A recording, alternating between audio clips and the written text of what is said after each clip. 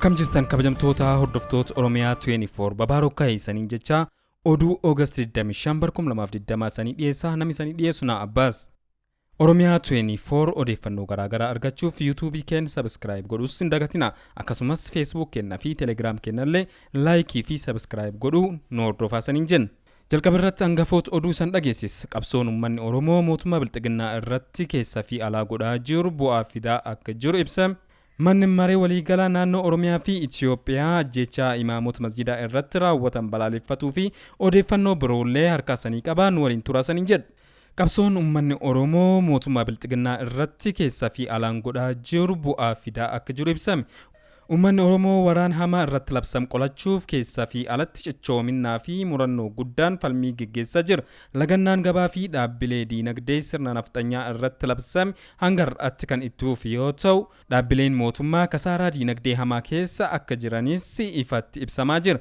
Haaluma wal fakkaatuun hawaasni Oromoo biyyoota alaa keessatti hiriiraa fi mormiin geggeessaa jiran sirna nafxanyaa irratti dhiibbaa hamaa dhaqqabsiisuu jalqabeera. Keessumattuu mormiin cimaan Ameerikaa, Biriteen, Faransaay, Jarmanii fi Swiidin keessatti geggeeffamaa jiru xiyyeeffannoo guddaa argatee jira. Odeeffannoo kanaa fi kan kanaan wal qabatu Muhammad Amin haala armaan gadiitiin qindeeffatee jira.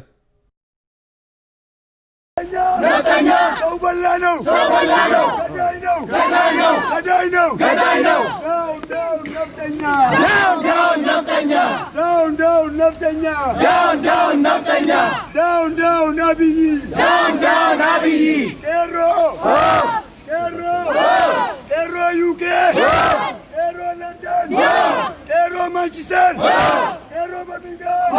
Birmingham, Leeds, down, Biltzigna,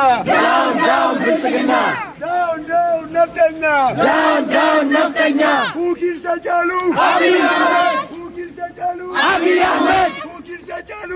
Ahmed. Mootummaan Bilxiginnaa ajjeechaa fi dararaa duguuggaa sanyiitti qixxaatu Oromiyaa keessatti jalqabe hanga har'aatti itti fufee jira. Bilxiginnaan obbo Abiy Ahmediin durfamu galmisaa Oromoo ajjeesuu fi hidhuun Oromiyaa cabsee abjuu sirna nafxanyaa deebisee dhaabuu galmaan gahuuf akka ta'es ammanamuufuu ifa. Gama kaaniin ammoo uummanni Oromoo waraana hamaa irratti labsame kana qolachuuf keessaa fi alatti cichoominaa fi murannoo guddaan falmii geggeessaa jira. Lagannaan gabaa fi dhaabbilee diinagdee sirna nafxanyaa irratti labsame hanga har'aatti kan itti fufe yoo ta'u, dhaabbileen mootummaa kasaaraa diinagdee hamaa keessa galaa akka jiranis ifatti ibsamaa jira. Haaluma wal fakkaatuun hawaasni Oromoo biyyoota alaa keessatti hiriiraa fi mormiin geggeessaa jiran sirna nafxanyaa irratti dhiibbaa hamaa dhaqqabsiisuu jalqabeera. Keessumattuu mormiin cimaan Ameerikaa, Biriteen, Firaans, Jarmanii fi Swiidin keessatti geggeeffamaa jiru xiyyeeffannoo guddaa argatee jira. Haaluma kanaan imbaasiiwwan mootummaa Itoophiyaa, Swiidinii fi Firaans irraa dippiloomaatonni Oromoo lama sirna nafxanyaa ijaaramaa jiru mormuu fi saaxiluun mootummaa biyyoota lamaaniitti kolugaltummaa gaafatanii jiru. Biriteen keessattis qeerroon Oromoo guyyoota 7 dabran oolmaa fi bultiin isaanii imbaasii London cinaa godhachuun mootummaa nama nyaataa kana saaxilaa jiran. Haaluma kanaan imbaasichi 7 dabree hanga har'aatti hojii guutumaan guututti kan dhaabe yoo ta'u, guyyaa har'aa ammoo qeerroon Oromoo alaabaa Itoophiyaa buusuun alaabaa qabsoo Oromoo mataa gamoo imbaasichaa irratti fannisuun xiyyeeffannoo miidiyaalee addunyaa argatanii jiru. Asdeebiyaa eesin gootu sabaayif. Stay this side of the line, yeah? This one is our media. I know, but you need to stay this side of the line. Okay. Yeah. Abiy must go! Abiy is a killer! Abiy is a killer! Ethiopian government is a killer! Ethiopian government is a genocide! Ethiopian government is a genocide! Ethiopian government is a genocide! Ethiopian government is a genocide! Ethiopian prime minister is a genocide! Ethiopian prime minister is a genocide! Abiy must go! Abiy must go! Abiy must go! Abiy must go! Abiy must go! Abiy must go! UK government! UK government! Stop! Getting on the dead genocider! Ethiopian government is a genocider! Ethiopian government is a genocider!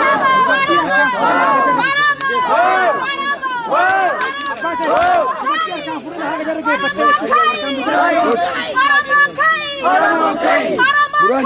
Oromo kai. Oromo kai. Oromo kai. Nuti barabaran yartuun ajjeefamna kai. Nuti barabaran yartuun ajjeefamna kai. Oromo hin kaane kai. Oromo hin kaane kai. Tokkummaan kai. Tokkummaan kai.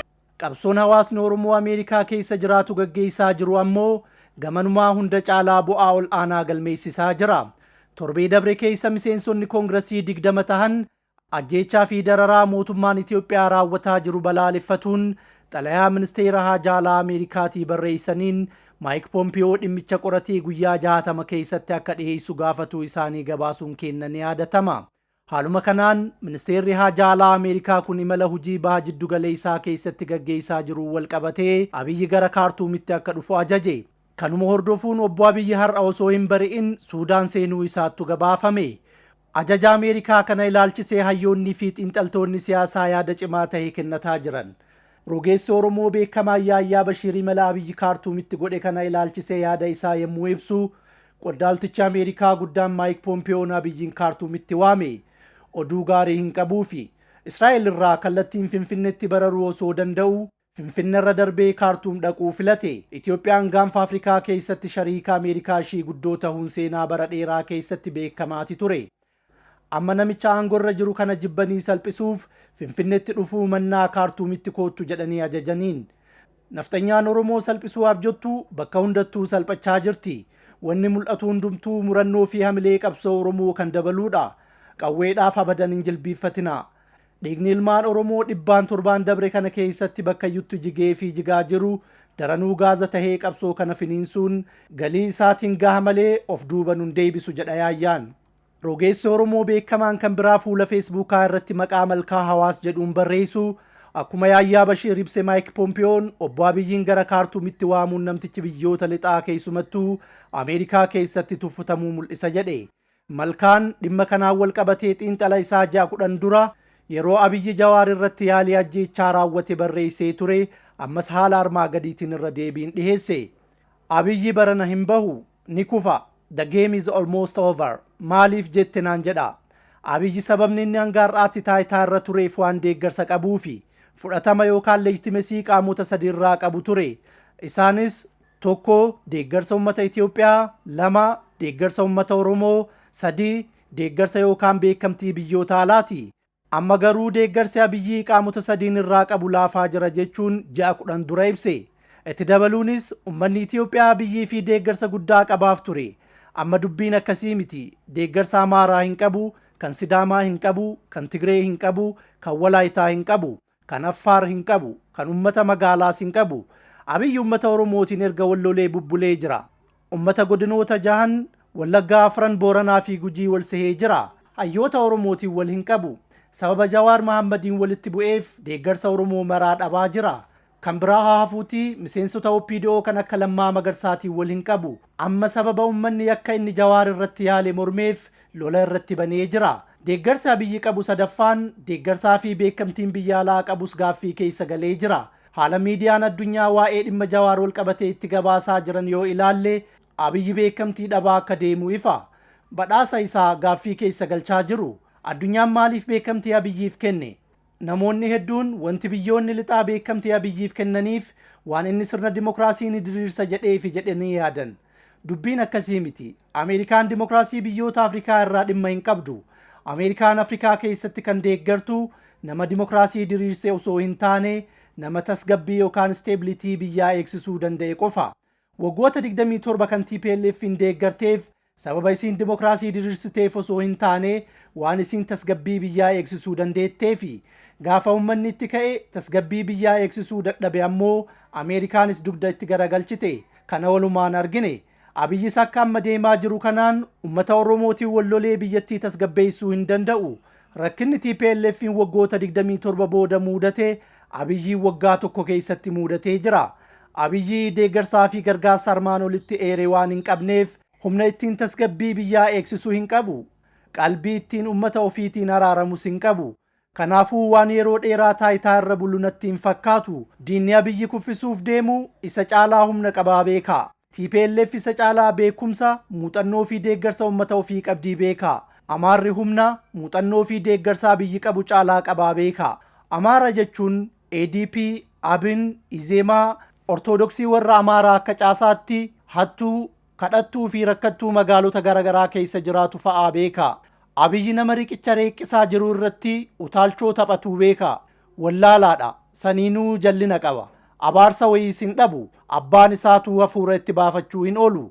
Maal wayya? Manni akka nurratti hin jigne ol qabuu, yoo dadhabne ammoo karaa itti jiguu qabutti jallisuu wayya. Of qopheessuu, wal qopheessuu, wal gurmeessuu wayya. Kun kan ta'uu qabu ammoo ammuma. Abiyyi ganzaba hin taatu biraa ka'a jedhee ture Malkaa Hawaas. Mohaammed Amiiniin galatoom jecha oduun teentattaan tammoo manni maree waliigala naannoo Oromiyaa fi Itiyoophiyaa ajjeechaa imaamota masjidaa irratti raawwatan balaaleffate. Qeerroof qarreen Oromiyaa ajjeechaa fi dararaa sirna gabroonfataa Abiy Ahmadiin durfamuun Oromiyaa keessatti raawwatamaa jiru mormuun torbaan dabre keessa uggurri geejjibaa fi hiriirri mormii waamamuun ni yaadatama.